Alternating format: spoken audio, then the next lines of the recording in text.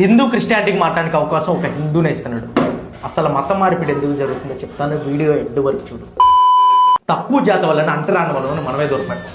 భర్త చనిపోయిన యదోరాలను కూడా పూజకి పనికిరాదని, ఆఖరికి ఆశీర్వదించడానికి కూడా అర్హత లేదని మనమే అవమానిస్తున్నాం. ఆడపిల్లకి రెగ్యులర్గా వచ్చే డేట్ని కూడా వాడుకొని గుడికి రానియో, మంచం మీద కూడా కూర్చొని వీళ్ళందరిని అంటరాని వాళ్ళగా మనమే పుట్టిస్తున్నాం. మన ధర్మం ఎంత దిగజారిపోతుందంటే దేవుడు దర్శనాన్ని కూడా డబ్బున్నోడికి ముందైపోతుంది. దరిద్రాలన్నీ మన దగ్గర పెట్టుకొని మతం మారిన గుర్రంటవింద్ర అసలు ఆ మందులో కలుపుతుందే మనం.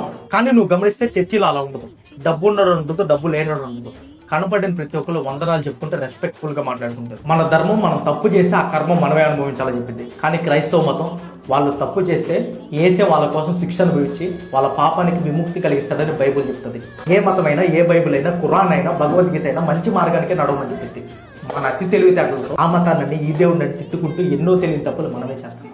అహముతో ఎగిరావంటే మెళ్ళో పూలమాలే రాలే